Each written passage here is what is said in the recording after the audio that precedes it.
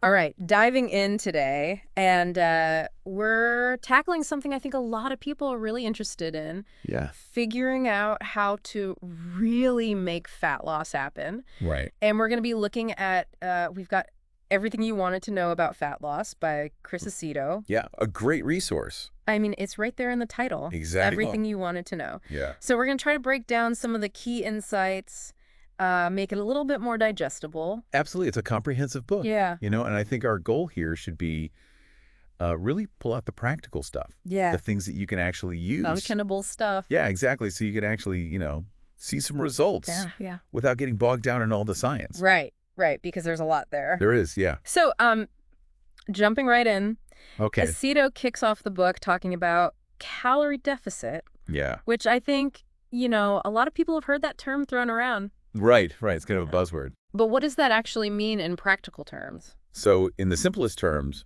a calorie deficit just means you're taking in less energy Okay. than your body needs to function, right? Right. So you've got, your body is constantly burning calories just to keep you alive, to keep your heart beating, your lungs working, all that good stuff. Right, the background processes we don't even think about. Exactly.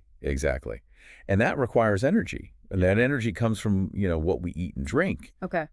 But when we consistently eat and drink less than our body needs for all those functions, then our body has to go find that energy somewhere else. Interesting. So it's kind of like we're tipping the scales. Exactly.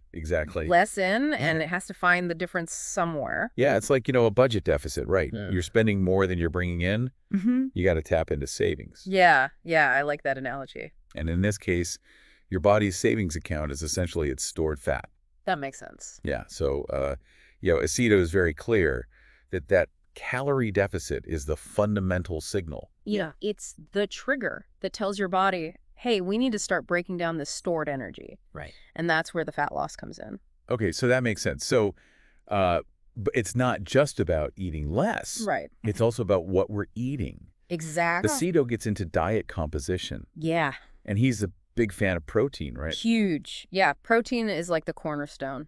Okay, why is that? I mean, there's a few reasons. First off, protein is, it's what your muscles are made of. Right. It's like the building blocks. Yeah. And when you're in a calorie deficit, your body's looking for energy, and it might start breaking down muscle tissue for fuel. Oh, that's not good. Not ideal. Right. Because muscle is, it's metabolically active tissue. So we want to hold on to that. Exactly. You want to preserve that muscle. Okay. Because the more muscle you have, the more calories you burn, even at rest. Okay, so it's like a long-term investment. Yeah, absolutely. If we can hold on to our muscle, our body will be more efficient at burning. Exactly. It's like having a bigger engine.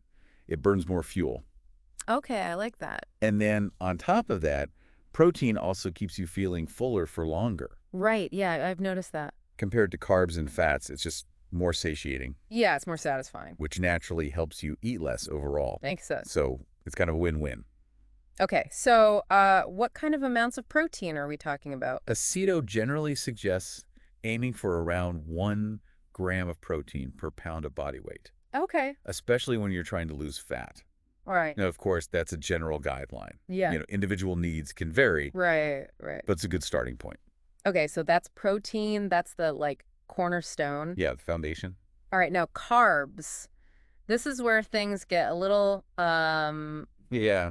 a little tricky. Controversial, yeah. Because there's this idea that carbs are the enemy. Right. Carbs are evil. Yeah, especially when you're trying to lose weight. Yeah, you hear that a lot. So where does Aceto stand on this? He's actually not about eliminating carbs completely. Okay. He's more about being strategic with them. Strategic, oh. Yeah, like timing them around your workouts. All right, how does that work? So carbs are your body's preferred source of energy. Okay. Especially for intense activities like weight training.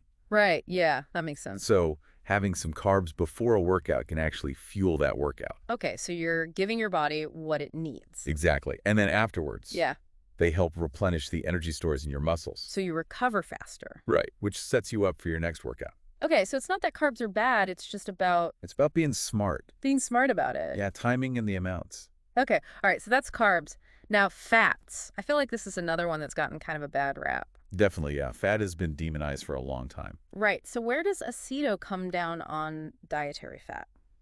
He actually emphasizes that it's essential. Essential, okay. Yeah, your body needs it for hormone production. Okay. Cell health. all sorts of important functions. So we shouldn't be afraid of it. Not at all, no. Now, obviously, you don't want to go overboard. Right. But you shouldn't be drastically cutting it out either. Okay. He recommends healthy sources of fats, like avocados, nuts, olive oil. Right, the good fats. Yeah, exactly. Okay, so it sounds like with all three of these macronutrients, protein, carbs, and fats, Yeah.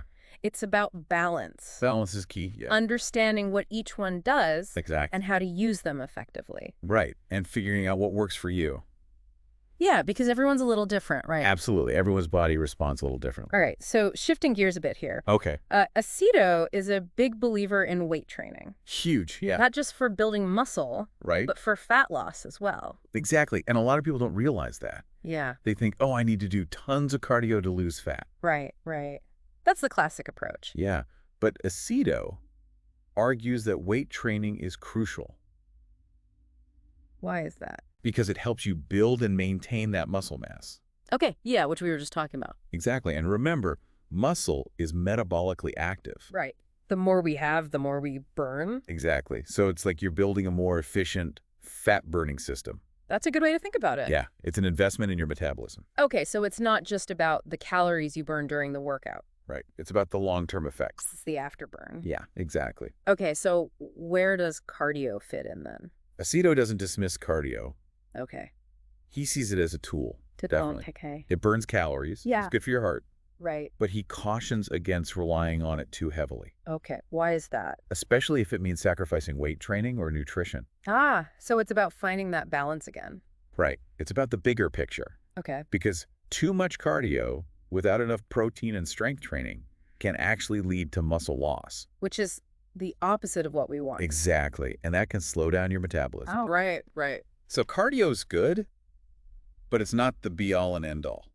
All right, so it sounds like what we're saying is it's not about any one thing. It's about the whole package. It's about the holistic approach. Okay, so what happens when you're doing all the right things? Yeah. You're eating right, you're working out, and the progress just stops. Yeah, the dreaded plateaus. Right.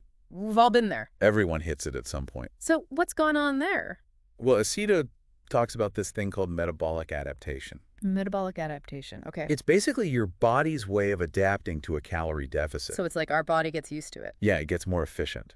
Oh, so we're working against ourselves almost. In a way, yeah, because your body is amazingly adaptable. Wow. That's kind of frustrating. It can be, but it's also pretty incredible when you think about it. Yeah, I guess so. Like it's a survival mechanism, right? Right, right. Our bodies are trying to keep us alive. Exactly. So when you're consistently eating less, Yeah. your body starts to slow down certain processes to conserve energy. Okay. That makes sense from an evolutionary perspective. Exactly. But it can be a pain when you're trying to lose fat. So are there ways to combat this?